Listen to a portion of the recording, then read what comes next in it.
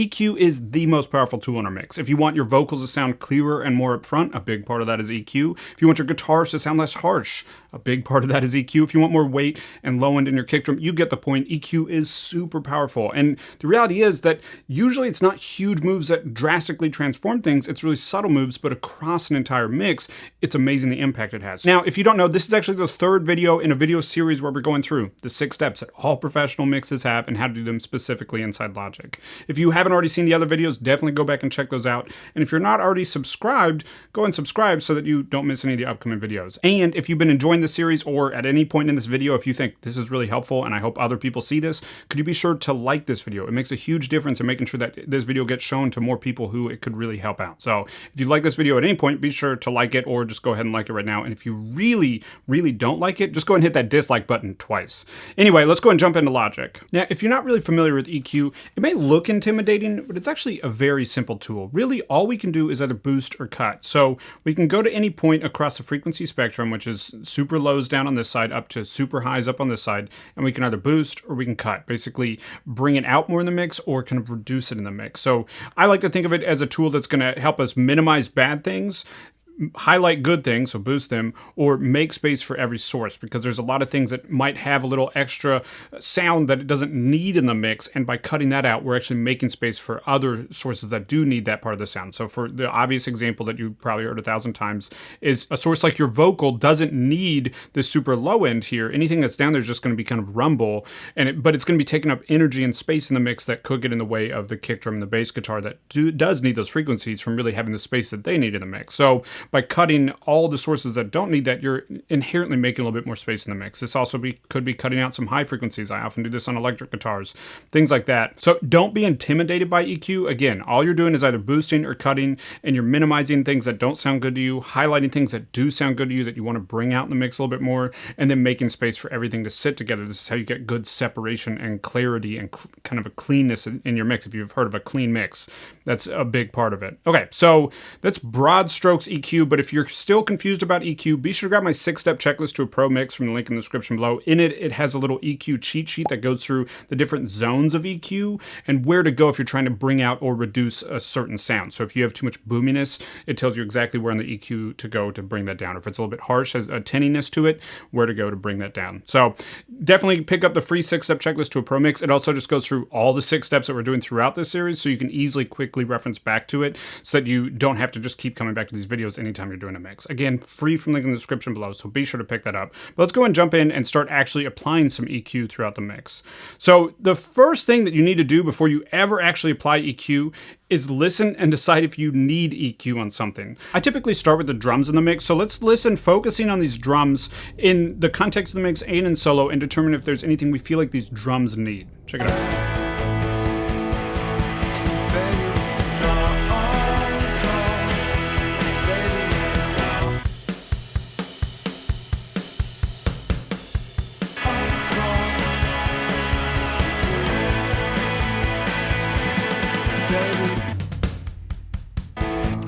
Okay, so overall, I think the drums sound good. I don't think they need a lot, but I do feel like that kick drum needs a little bit more low end.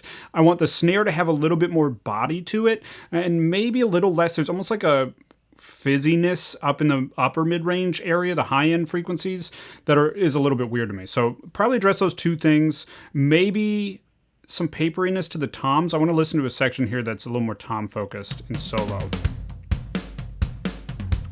So yeah, so these toms are a little bit papery, not massively, but I think by just cutting a little bit of like the mid-range 500-ish boxiness range, it's going to fix that for us. So let's go and start with these drums, and we'll start in solo focusing on the weight of the kick drum. Now, this is a producer kit, so I have this track stack, which allows me to process the entire drum kit together. So I'm going to do that for the low end of these drums, and we're going to focus just down in this area to start.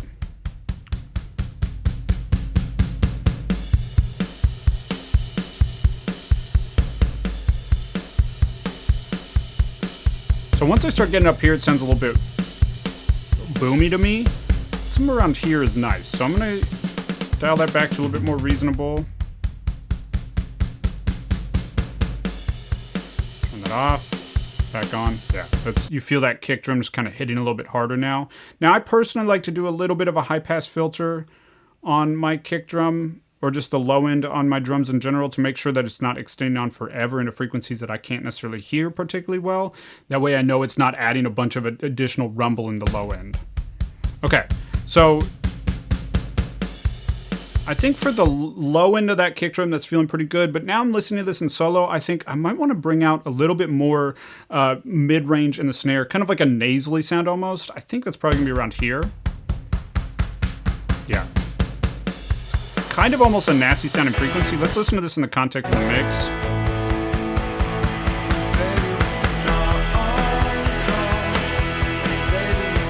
It's kind of gross, but it almost makes it feel less digital and sound a little bit more real. But take that away. Add it back in. Yeah, there's something cool about that frequency range. Okay, so the last thing we do, now that we found our frequencies, is dial the output gain here to make sure that we're not adding volume, and now I can accurately assess whether or not I like what this EQ is doing. Let's listen here. So this is off. Back on. Yeah, feels a lot more polished in a weird way. More low end, a little bit more bite up here. Cool, okay.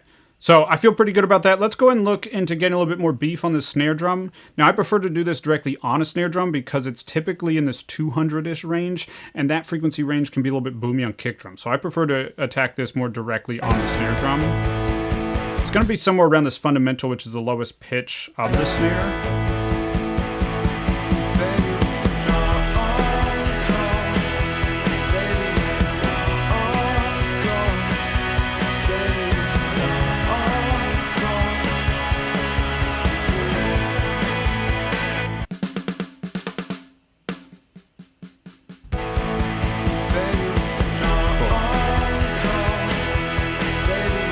Drums in solo, add that back in, and then balance the output gain. I'm okay if it's not perfectly balanced on this one because I like the overall level of the upper frequencies here, and I just want a little bit more of that body.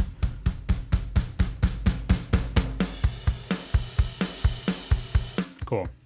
Yeah. Dig it. Oh yeah, there's also kind of like this almost, I mean, it is a virtual drum, but almost fakey sounding thing going on. I think kind of up here. Let's listen to it in the whole drum context.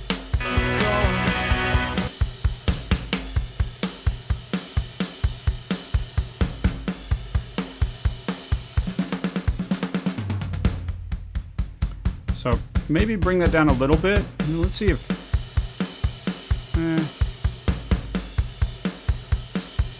I don't think I want to make up for it in any way. I think I overall like the sound of that better now.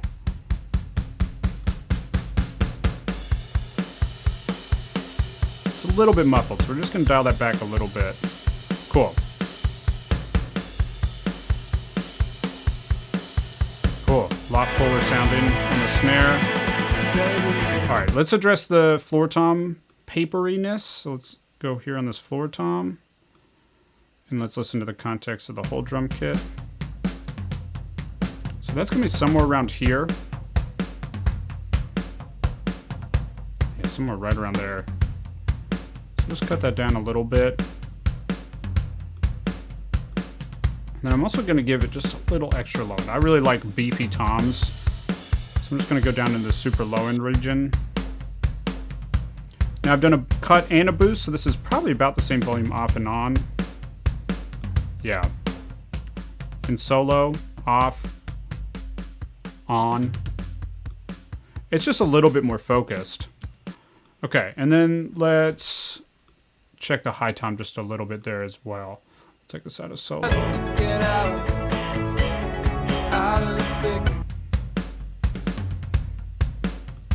Actually, it's not really bothering me in the same way in the rack tom. So for now, I'm going to leave it. I might change that in the future, but for now, I'm going to leave it.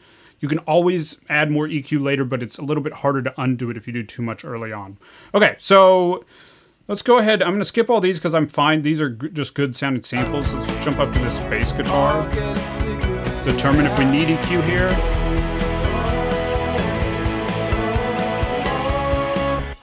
Overall, I actually really like the sound of this bass. I feel like it's cutting through well, but I think I do want just a little bit more of that low end from it. So let's see if we can bring out just a little bit more.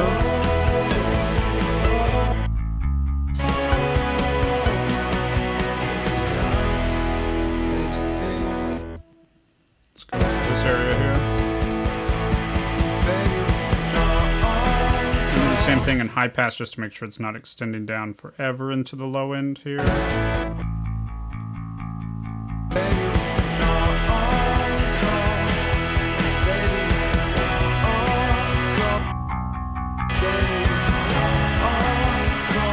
Just a little bit of a bump around 1K. So these are the two frequency ranges, somewhere like 60 to 80 hertz down in the low end, bringing in that sub of a kick or a bass guitar, and then somewhere around 1K, bringing in the presence of it.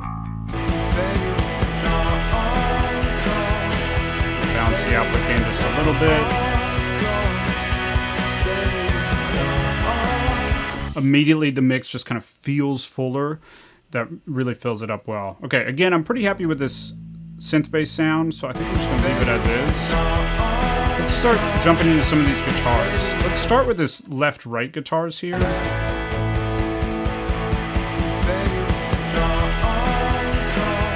So this guitar on the left here, it already has an EQ on it just to help tame some of this like low mid stuff. This was, or really bass stuff. This is from when we were tracking it. Just felt like it needed a little bit less of that, so I left it because it was part of the sound when I started mixing it. Okay, so with these guitars, I'm gonna cut a little bit of the high end out up here. This will make a little bit more space for my cymbals and my vocals. And all I'm really cutting is this like super fizzy stuff up here. So somewhere around there. Sometimes I'll go lower with this, but I think on this guitar, somewhere around 6K is feeling pretty good. And then I think I just need to address a little bit of the harshness, somewhere around 2K. So I boost kind of wide and then I narrow once I'm really hearing it. Otherwise, everything sounds weird if you boost too narrow. People tell you to boost like this, everything sounds weird like that. So I never boost like that, I boost broad and then zero in once I've started to notice it. So right around there, right around 2K is a very common place. This is where ears are really sensitive. Okay, so now I'm just gonna cut that.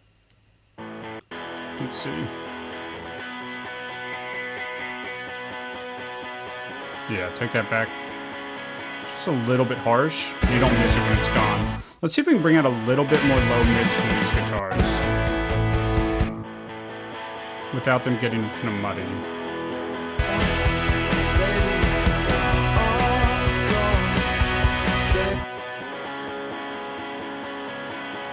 So I think somewhere around here, just a little bit of a bump, about 3 decibels. Okay, so this is off. Off. Back on. Just a little bit more contained. Right here. I'm actually going to use that other EQ as a starting point on this one. So I'm just going to copy it over. Since it's similar overall tone. Yeah, this is... Let's see about this specific cut here. Yeah, it's like right on that same frequency. Okay. Just cutting that a little bit.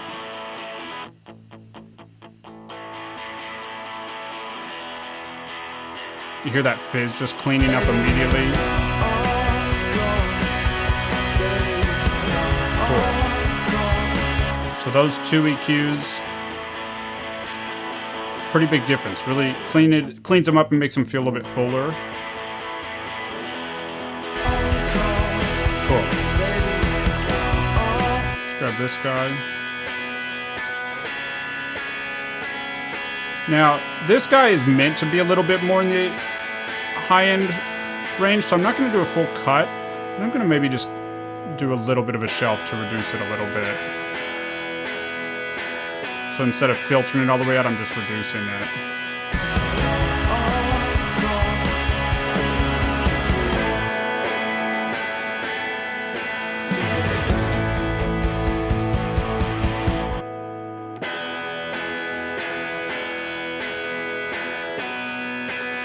Just balancing it a little bit, and then I'm going to address that harshness somewhere around here. little bit lower on this one, but it's kind of just this whole range, I think. There. So let's actually do 2. I think around here, make it a little bit narrower. You don't want to start doing a lot of cuts like this because you're going to really make your sources sound weird, but you just need to address a little bit of that harshness. Yeah, right around this. A little bit higher than the other guitars. Yeah, much smoother.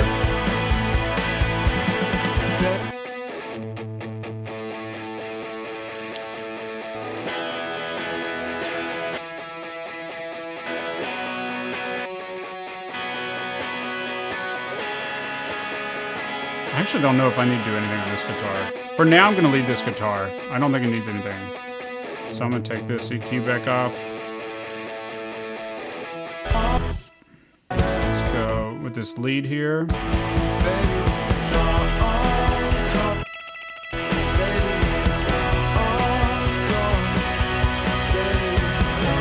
go put the EQ at the end of all the effects. Actually, let's throw it after the amp, but before the delay and reverb. It's on that amp.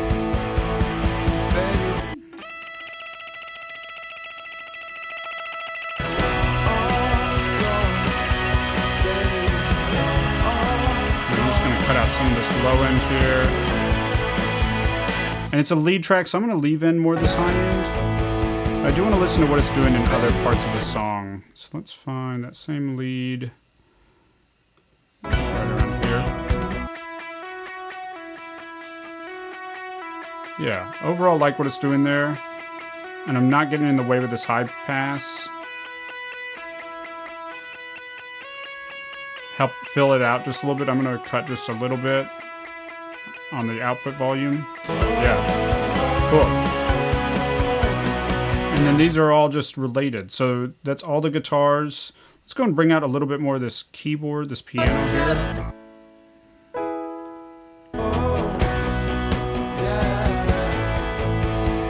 High pass a little bit.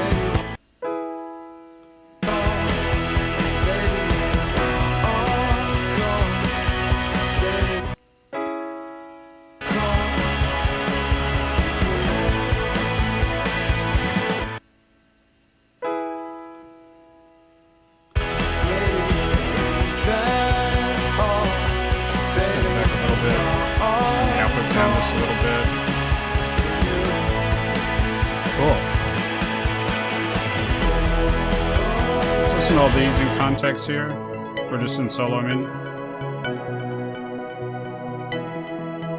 I don't know if I need to do anything on any of these sets. Maybe I'll change my mind in the future, but again, I can always come back to that. Okay, let's zero in on these vocals. Let's actually go to this verse here, I think. Instead of crying at the table. So with this vocal, I want a little bit more body out of the vocal and a little less of like the mid-range boxiness. Instead of lying that you're stable.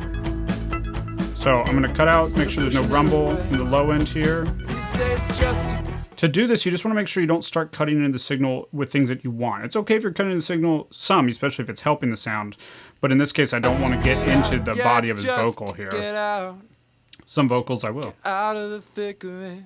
This feels good and safe. When he slides down, he's not getting down past this high pass here. But I think the big thing I want to cut is something around this boxiness around here.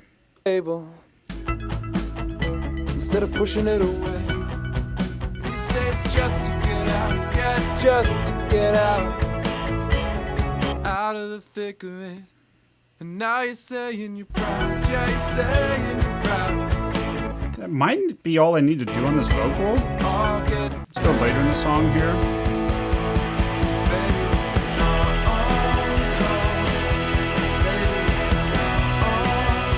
I'll bring in a little bit more air. Let's listen to that in the verse here.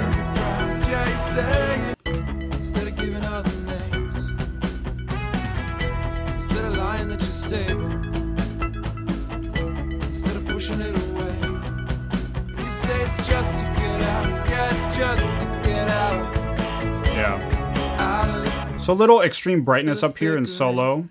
And now you're saying you're proud. Yeah, you're saying you're proud. All I'm doing is that one cut there, but it feels fuller because I'm hearing more of these low frequencies, less of this boxiness here, and then some of the super air that makes that vocal feel really upfront and present. Let's go ahead and listen to this double here. Instead of lying that you're stable. I feel like that vocal has kind of the same boxiness thing. And you say it's just to get out. So yeah, it's just to get out. Cut that same range there. Out of the thick of it. And then I'm going to leave this main double fairly bright, but not add that super present boost up in the top end. And now you're saying you're proud. Yeah, you're saying you're proud. Yeah, I think overall this sounds pretty good to me. I think on that lead vocal I want to bring in just a little bit more of this kind of 2K presence range. Let's listen in the context of the mix here. Let's go back up to this section.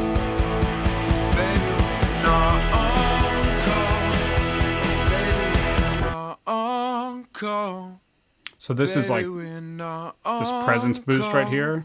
That's where our ears are most sensitive, so it's a great way to get your vocals to really cut through without necessarily adding too much additional volume.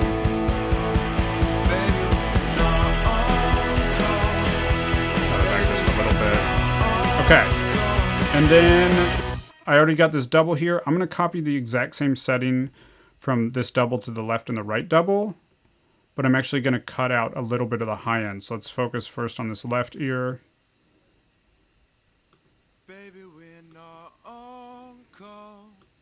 Baby, we're not on. This is going to tuck them a little bit down in the mix, but still let them fill up the sides of the mix. Sometimes I make them bright, but a lot of times I kind of dip them down and make them a little bit darker than the lead vocal, so the lead vocal takes up all that, all the bright frequencies. That's all up the center, really emphasize, and then on the sides, it's just adding weight to that vocal, fullness to that vocal. Cool. Let's go to these vocals real quick. Got a low octave here. Can you hear that vocal tuning? A little bit. So high pass is a little bit lower here to make sure I get that fundamental. Let's see, go back to the start of that phrase. 'Cause you're young and you think that you might not settle down. Just a little bit of that same boxiness, but not much. And then this, I want this to be prominent, so I might boost some of the not settle down at all. Just a little bit of these prominent frequencies to make our ears a little bit more sensitive to it.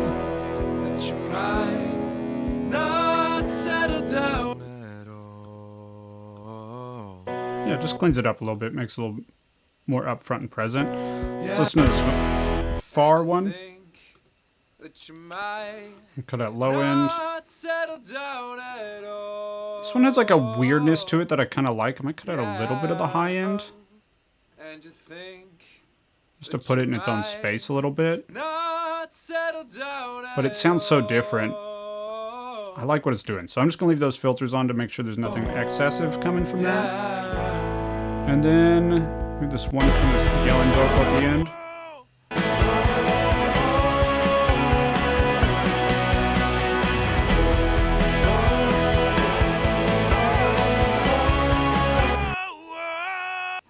And I'm actually going to thin this out a little bit. This vocal just needs to be a little bit thinned, and then I also want it to be a little less super bright. So more present, but not bright. Almost telephony. Let's try that in the context.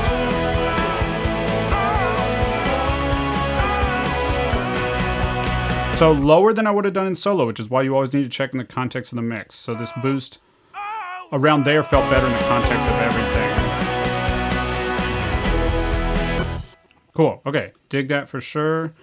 Let's get into these woes. Now for these, they're all more or less doing the same thing. So we're going to put them in a track stack. So I selected all of these tracks. I'm going to hit Command Shift and D.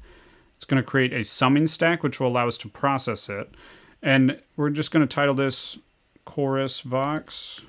And then now when I solo this,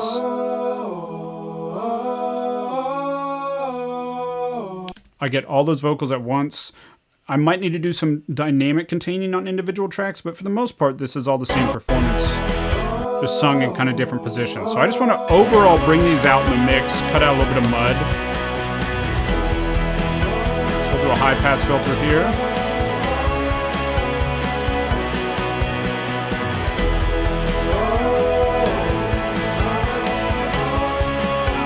I actually am not bothered by that on this track.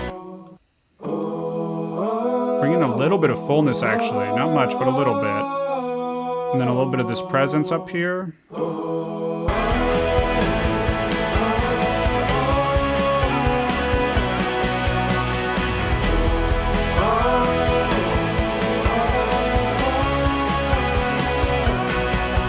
And then a little bit of air in the super high end.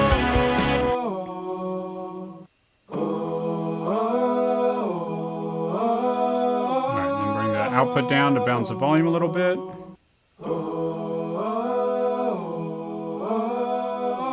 Put that just a little bit more. Probably end up cutting it in the end. Cool. Sometimes if it's with the different harmonies, I might get in and do more individual work, but I think on this song, just EQing the entire group makes sense. So now that we've finished EQing our individual channels, let's give one last listen through and see if there's anything else that we want to tweak before we call the EQ done.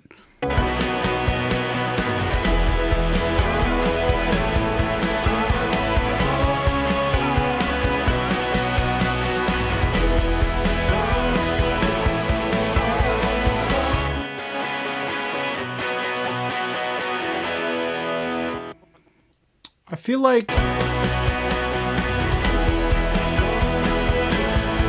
while the guitars feel pretty balanced, I feel like they just need a little more presence in the mix. So instead of going on to individual channels, what I'm going to do is group all these together like we did the vocals. So select them all and hit Command Shift and D. That's going to create a summing stack. And now we'll call this guitars. And I can throw an EQ on here that's going to allow us to process all the electric guitars together. Let's listen to just a little bit of this here.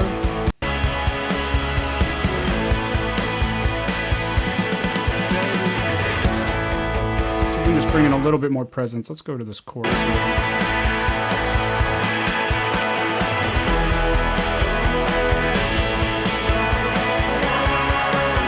So somewhere around here, I feel like maybe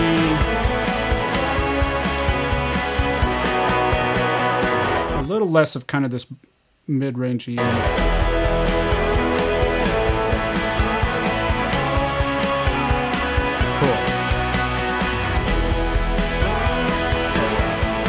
Helps a lot. Okay. I'm feeling really good. I think that last little move really helped those guitars cut through, made the overall mix feel just a little bit more present and lively. So let's now compare back to our static mix where we don't have any EQ on any individual tracks. And notice when I switch over to the static mix, I anticipate what's going to be is a good amount of like nasally mid-range stuff and way less body and low end and fullness. So it's going to feel more kind of like a demo and less like a honed professional song. Check it out.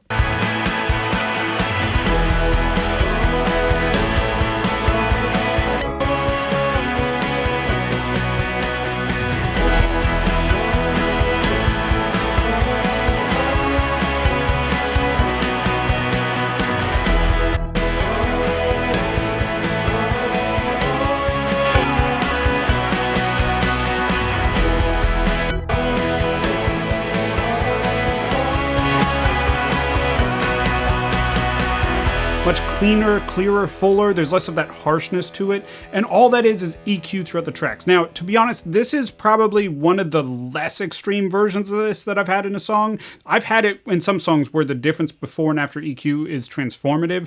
But the best case scenario is something more like this where we got the right tones so that when we do EQ, it's not drastically changing anything. It's just subtly cleaning it up a little bit. And again, all these subtle steps are going to add up to a much more professional final product. So trust the process. process. Go through, EQ your individual tracks if you need it on the individual tracks. Try to cut out things that you don't need, minimize the bad, and highlight the good, and you're going to end up with a major improvement to your mix. Now, if you don't already have it, be sure to grab the 6-step checklist to a pro mix. It's really going to help you out. It has a little EQ cheat sheet built into it, and it just goes through these 6 steps so you can easily reference back to that anytime you're mixing in the future, instead of having to come back to these videos and all that stuff. And if you think this video and this series is helpful, be sure to like this video so that more people see it. If this video was helpful, be sure to like, comment, and subscribe, and I'll see you next week. We're going to start applying compression to individual tracks. One thing at a time, I can only